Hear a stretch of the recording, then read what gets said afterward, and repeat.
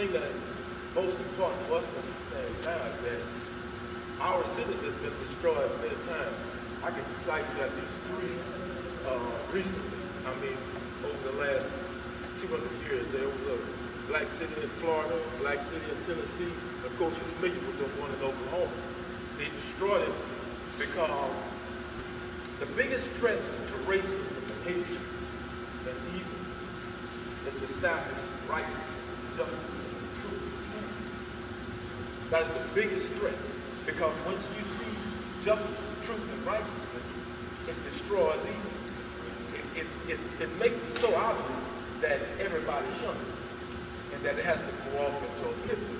So the knowledge of these things will propel us to build the kind of community, of the kind of city that we want to build, that is from us, that we build ourselves with our own people, with our own resources, in our own image. Because you're exactly right. In traditional African societies, the ritually killed the game before the hunt. And they would kill the game the night before the hunt. They would kill it spiritually.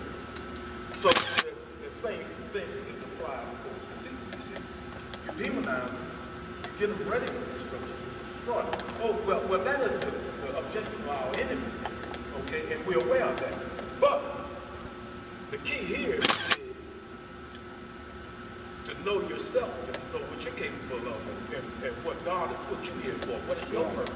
And once you know that, then what God blessed cannot be cursed. Amen. You can't deceive.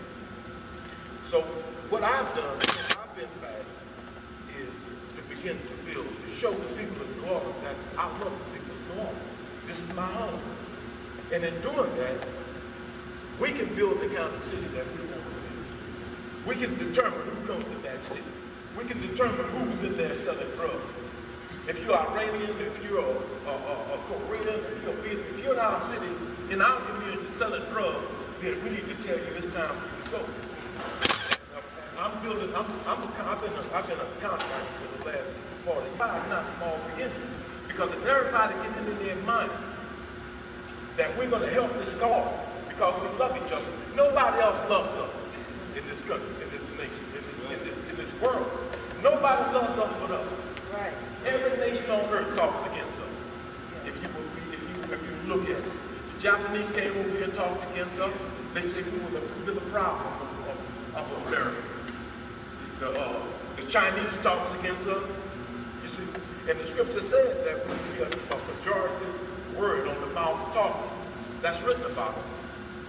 So the next thing is what we have to understand is that we can't hate each other because everybody else hates us. We must love each other. Right. And we prove that love by our willingness to sacrifice not just our money, but to sacrifice our life, which is our time. Right. If we love each other, we're going to give our life for each other. And once you do that, that wraps it. Oh, yeah. Nobody can touch you. Yeah, you're right. Because once you decide to do that, there's not a devil in hell that's going to be able to stop this. That's right.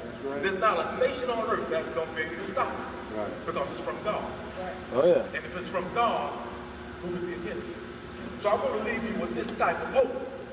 Because when you give a man hope, you can turn this anger into action. That's right. And when you turn anger into action, then you're doing something. See, if you just get angry and it dissipates, you haven't harnessed that energy.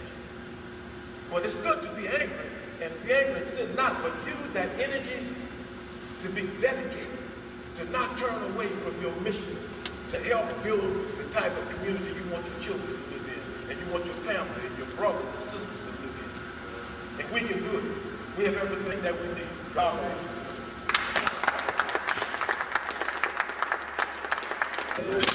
You be checking my shows out. I be up on the point, huh? The campaign we're currently working on is stopping the pipeline in New Orleans. There's just a lot that's messed up about the school district, as we're saying currently this year, last school year, basically post Katrina. Pre-Katrina, we had some issues with our school, but nothing compares to what's going on right now in the division that the the privatization of the schools. Basically, charting all the schools, all the different companies, different universities. Yeah, everybody, if you have money, you want to, a group, you can just take a school. And none of these people actually really know our kids, they don't understand our community, or anything like that. So that's one of the bigger issues and problems. That's a lot of things that are happening within our schools. We're also seeing a large number of our kids being expelled, suspended and expelled at a high rate. Last school year, expulsion rate in the recovery school district was 20% higher than the national average. So already this school year, they were recommended for a total of 120 kids. And these kids are being expelled for, adolescent behavior. Maybe, fighting, school fights. I was in an expulsion hearing Tuesday, and you were talking about, and I was reading this, a really Lynch letter in terms of like pitting each other, pitting against one another. And they had 5 young boys in there, and everybody who had the power to actually allow these kids to go back to school sat there, listened to the story, and still expelled them. And what happens is they then go to an alternative school, which is very prison-looking, prison-like, because they're basically training our kids' minds in order to be able to go to prison, right? So I'm not going to educate you, but I will train you how to walk in a straight line. I will train you how to put your hands behind your back. I will train you how to not speak out to me. That's what I'm going to train you for. And I'm training you with the security guards. They're not there to basically provide safety for the outside world, for nobody coming in to harm you. They're basically in there to train your mind and to control you. And that is exactly what they're doing to our children. They mix in, and another issue is, and so, I'll step back. So that's one of the main reasons why a lot of kids are then being suspended and recommended for expulsion. So we're working real hard with parents and families at home. And what do teenagers do? Hanging out on the street at home. In terms of our platform is to educate all the school personnel.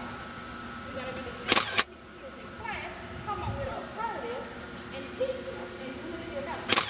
You can't continue to blame the parents for the class, the parents to admit the teachers, the parents. So that's the whole purpose of the concept of the training. So the youth, that's what they understand how it's done.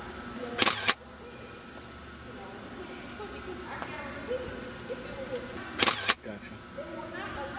Hands up, big brother.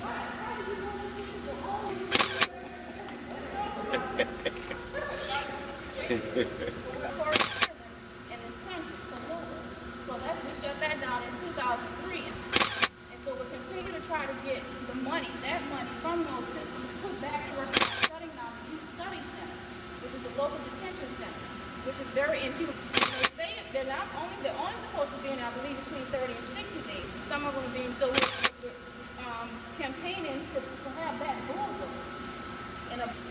But in terms of alternatives to detention center, one of the things that's messed up is white. So, Fire. If I knew, I wish I would have calmed down at the time and found out what school she was at. But I didn't. It just made me so outraged, that she was just so, casual saying that. We wasn't even talking about that. She's like, I got to go to school. When the students don't do their work, they make them sit on the desk in front of the whole bunch of dealing with it. I would like to work with you when it comes to those type of things. bringing everybody across the country to come in and take over schools who know nothing about our kids, who don't. I was shocked. Because I was told I was too light. I have half Indian hair. I never married anyone dark.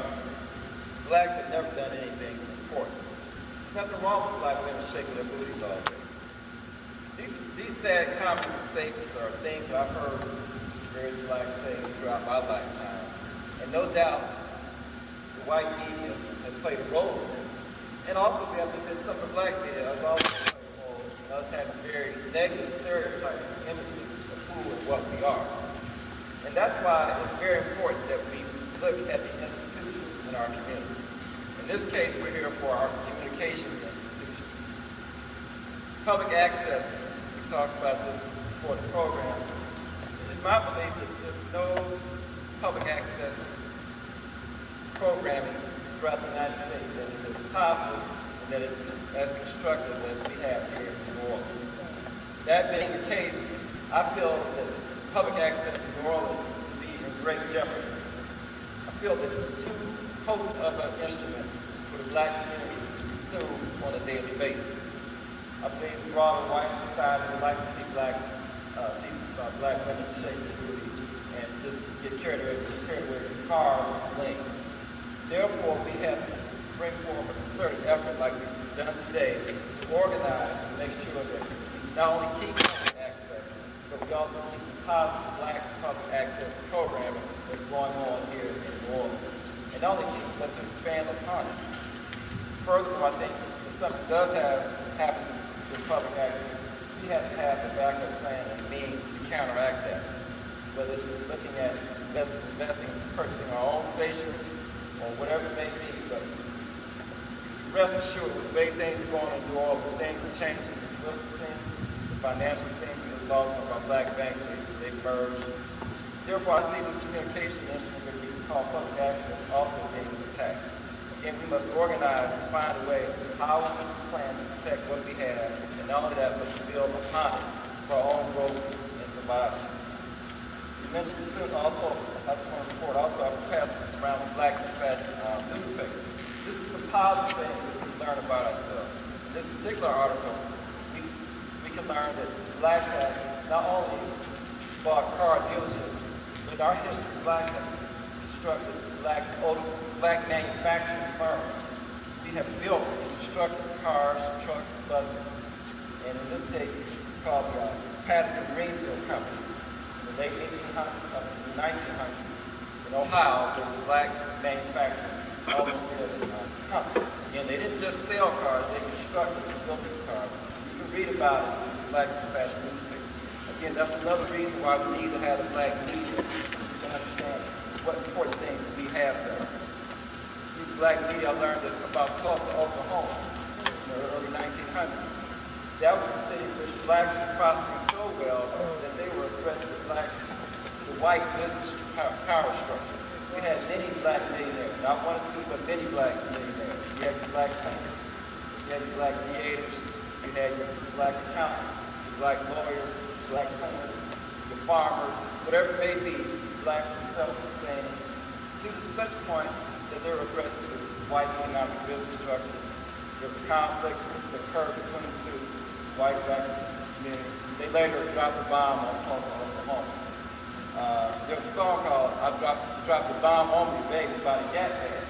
And supposedly the Gap Band, GAP, represented various streets. G stood for, I'm not sure, maybe Garrison Street, A may have been for Apple Street, T may have been for Pauline Street. But those were the intersections where the black community was simply located. The power base of the black community intersected those three streets, and they dropped the bomb on the black community. So that song by the Gap Band has real meaning behind it, how the black community was literally bombed by the state of Oklahoma. So again, when we have black media, we learn about our history. We learn about the very positive things that we've done, what we can do, and what we will do in the future. So that's the importance of institutions, in this case, of communication. In terms of SUNO, that's the importance of institutions in terms of education. We have Xavier, we have Dillard, and we have to save Southern University of New Orleans. As you all have learned throughout the past several weeks and months, there's various forces at work at the state level, the governor's office, people who manage Southern University, from Southern University in New Orleans, or just the government structure of the state, control all the colleges and universities. All three levels of government are attacking Southern University of New Orleans. And when you educate people, that's when people become very powerful and potent. They become a threat. So we understand that SUNO is under attack. And I've just left one coordinator trying to help SUNO come back. Brother West and Brother Walter, some other individuals. We've been blessed to be able to try to help save SUNO. Hopefully SUNO can develop their own media. They've taken a lot of programs away from SUNO. So all the institutions, everything comes together. Nothing happens by itself. Nothing happens in isolation. Everything comes together. So we have to see all our education. I lived on Daly Street. You lived on Nevada. Okay, yes, you did brothers, right? Okay. think you're under me, but I remember the face. You ain't changed. Still look the same. I'm glad to be here. I'm happy to be amongst, and to some of the other leaders, I want to say good evening. I'm happy to be amongst brothers that can identify that we are still in the struggle. There's a lot of brothers that feel that they have risen above black struggle, or they have gotten into circles that they don't have to be concerned about black struggle. But I think what's going on since Katrina, some of them are starting to realize that we're still in the struggle. That work. My thing is this. I believe in Yahweh. I believe in the power of Yahweh. I believe that no man is greater than Yahweh. Nothing that he can do can overpower Yahweh. Yahweh can bring up and he can bring down. What I like in man, which I think we kind of have really gotten away from, is just we have to address the spirit. We have to get back to the true spirit of Yahweh that's in us. We have to ignite that, to rise that back up in black people. Okay, this is just one of my approach. Another thing we have to learn to address the emotions. We have a lot of emotions that we're dealing with. You know, and in a lot of cases our emotions takes over our common sense. So we have to learn how we got to get back to addressing these things. Like the brother was saying, it's about communication. We have to address the self-made problem within ourselves. You know, because it's one thing to say, well, I come over here and say, well, look, Mr. White Man, this is what you're doing to me. Okay, you're going to listen. Then you're going to say, well, look, Mr. Black Man, this is what you're doing. So now you put yourself in a situation where two rights, two wrongs, they're going to make a right. So what happened? You end up compromising. Nothing changed. See, so I think we got to get back to the spirit of Yahweh within ourselves. And the man key is obedience. We have to come back into his obedience. I think when we come back into his obedience, we're going to learn to take the tree out of our eyes. That we can go show that person the twig that's in their eye. And when we're able to do that, we're going to see some change. But as long as I can put you in a position to do wrong, in order for me to do wrong, then we both stand there arguing about what you did wrong, what you done wrong. You see what I'm saying? So we have to get back to the obedience. We have to get back to the respect in ourselves. We have to address black man did to society. You know, I came up with a stack of papers like this here. Everything that man is using in the everyday living. I'm talking about the health-wise, medicine, the comfortability, and they're using it today every day in their lives. Let's create that. Let's create that. I'm glad, man. Time, Richard. So, okay, I'm here to just say, you know, it's all about the struggle, and I think we got to get back to the spirit. I came in support of something that Brother Pete brought to my attention. Anytime this is something dealing with the community, I'm down with it, you know what I'm saying? So basically, I was here to support. The thing about voting came up because I'm doing some part-time work registering people to vote. And it's decent money to say I'm just asking people to vote, you know, and explaining to them how important it is to vote. And bring it back to their attention, the Bush election that was by that much, and had our people voted as, you know, we should, and it wouldn't have happened. But my main thing basically was dealing with communities is helping the brothers that's been away. You know, I just completed 23 years of a 50-year sentence. And it was rough coming back out here, adapting and kind of getting back in the stream of things. As time went on, I've picked up, I've learned, I'm still learning, and my people helping me out, along the way. I got some that's hating on, but that's natural. We're gonna deal with them, But the main thing is, since I've been home and I've learned what I've learned, I've helped a whole lot of brothers that's been locked up incarcerated 10, 15, 20, 25, up to 30 years, get jobs. I'm helping them. I'm making sure they get all the resources they need. Some of the things they was telling us before coming out here, it's not like that. And I'm sending that voice back up there, letting them know it's not like that. Don't believe that. I'm here. Been through that. It took me two weeks to get an ID card. You know what I'm saying? It took me 4 weeks to get a driver's license. I'm no longer in the system. As of right now, you look at the computer, run my name, I'm a first-time driver.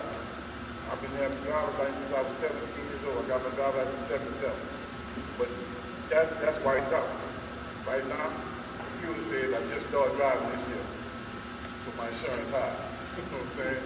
But my main thing is to show support through things like this. Anytime Pete or anybody here that knows me, come up and give me something that's Pete, you never stopped. Now you still doing that thing. Man, stop.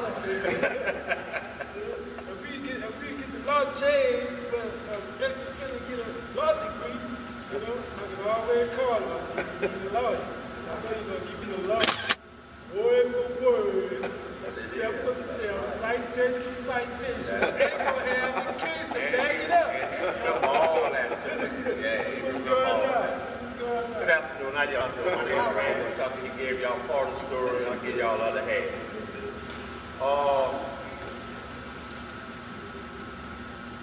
26 years ago, 29 years ago, excuse me, I went to prison for the second time. Made a lot of mistakes in my life. I mean, I imagine when you say somebody's young and they make mistakes, I did that because I had the stature, but I wasn't doing no thing. The reality to it was that the last time I violated the law, I went there and I stayed 25 years, a handful of days, and only but by, God's grace, I'm back this time because, as he said, and, not to, blow a horn, I did a whole lot of work for a whole lot of people that people found it the right thing to do to let them go. And everything I did was kind of like the wrong thing. So it's almost like we don't have a problem with, the message, we just got a problem with the messenger. So it was, my point to it was that if I felt like it was wrong, I did whatever it took, to right the wrong. Reality to that is now is that I'm the legal counsel, I may add, for an organization called VOTE. Our first seminar was in this building some 3 years ago, I think, 3.5 years ago. And VOTE stands for Voices of the Ex-Offender. The reality to ex-offender is that you have a whole lot of people that, I don't want to say ex-convicts because that's not the appropriate phrase, but we have a whole lot of people that have been incarcerated. They have a new lingo that is the in thing to say now is generally FIPs. FIPs stand for formerly incarcerated individuals, or persons for that particular matter, whichever one you choose. There is about 37,000 people incarcerated in the state of Louisiana. There is almost half that number of people that's on parole or probation. Now, all of these people that's on parole or probation don't have the right to vote.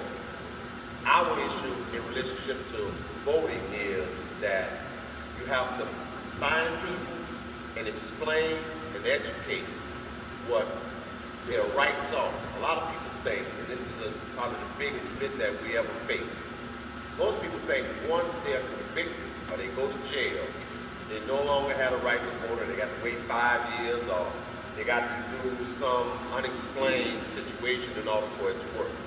It's not true. Matter of fact, to put it simply, the moment, I may add, that you come off the paper means that you're not incarcerated and you're not on parole or probation. You have the right to vote. Now there's a little small technicality that goes along with it because they force you to prove that you are no longer formally incarcerated, meaning that you go to probation and parole, tell them that you're no longer on probation or parole, you ask for a parole certificate, they issue you one, you take it to the register of voters, along with your voter registration card, fill it out, give them both of them, they copy that with your ID, bingo. At that moment, you had a right to vote. That's how simple the process is. Conveying that particular process is the biggest thing. The young lady that was killed, I don't know if she left or not, I didn't remember her, but when the jail in Tallulah was closed, it was right after I was released from prison. And I think the first march that I was involved in was Tallulah jail. When I came out, it was kind of like the hottest thing to do. People I knew called me. I said, I'm there. Wasn't no problem. When it was time to go to the Senate to testify, I was there. Wasn't a problem. Because I'd been through all the juvenile facilities and I knew all the ills of it. So kind of like trying to make a person understand the ills of society in relationship to what actually happens. You can do anything in the world you want to do. If you are not in the class of the voters, then you're not going to change the law. They only listen to constituents. Now, the reality of that is, I'm not saying what you're doing is in vain. I'm only saying is that everything has to have a starting point and it has to have a stop. Reality to that is that when you're trying to make things happen, you don't take one avenue. You take 150 of them. And everybody trying to do what they're doing. And then at the end of the day, if you're comfortable with what you did, you sleep well. If you're not, then that means you didn't do something that you could have done. There was a phrase I heard, I forget where at, I think there's a doctor, sports doctor, or something I heard on the news. He said his wife told him, if you talked about what you did yesterday, then you didn't do a damn thing today. So the reality to that is that I borrowed that from him for this particular reason, is that when we have a task to do, the task must be done. And at the end of the day, you have to be comfortable with your efforts in relationship to that task. It don't necessarily mean the task is going to be accomplished, but you must be comfortable with your effort. And the effort is that everybody we had here had their own personal aspects of what they think it takes to better our society. I think just different. I think all of them combined is what we need to straighten our society out. Take one, we eradicate drug usage. We take another, we eradicate drug sellers or dealers. We take another, we eradicate all the problems in our schools. We take another, we eliminate the problems in our community. We eliminate the problems in housing or whatever else the case may be. And again, we go back to the end of the day. If you're comfortable with your efforts, you sleep well. If not, you shouldn't sleep. The last thing that I want to keep About how we've been living in the United States. Go up there. And let us know from your perspective how you feel about how we've been living for the last 30 years. That's a big task. I'm not from here. I'm from England. And I'm really And I can't wait because I'm not a English citizen. But I'm very interested in Louisiana politics and New Orleans culture. I'm an outsider and an observer, and I make films. I'm a camera person. And I believe even though I can't vote, because I work in communications, that I have a responsibility to get representation right. And so thank you for letting me be here today, because I just read about it in the paper and I wanted to come and listen and learn. And I know I can learn. So thank you.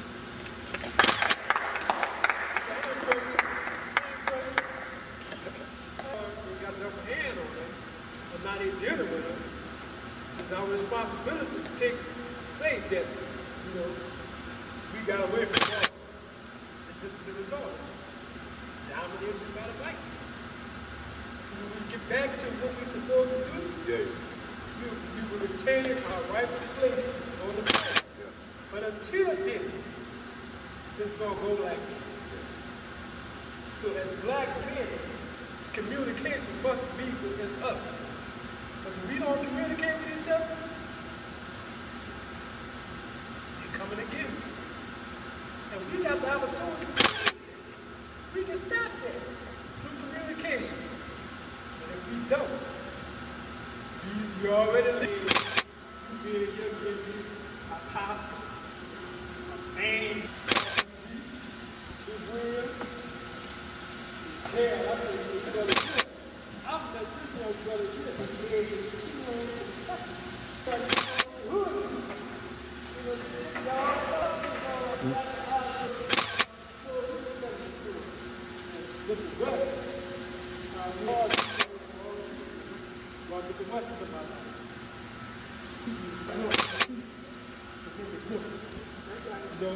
all we need, you know, communication, we keep that going, something's going to happen.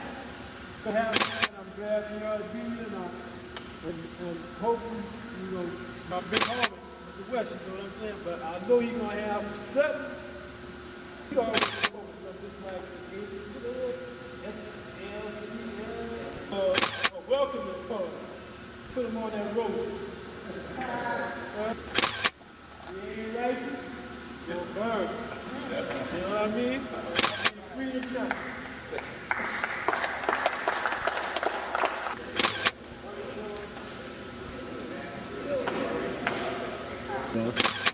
You live in the city? Yeah, I live in America. Okay, do you, how you know? Lot 3, which is right outside next door to the New Orleans Arena on Thanksgiving Eve day. We're going to be out there all morning, beginning from 8:30 in the morning until 5 o'clock in the afternoon. And the admission is $20.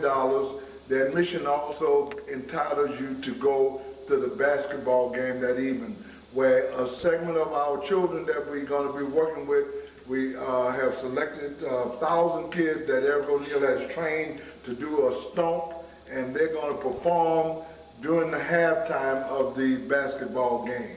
So the general public is invited, but our target audience is the children from 13 on down to about 4.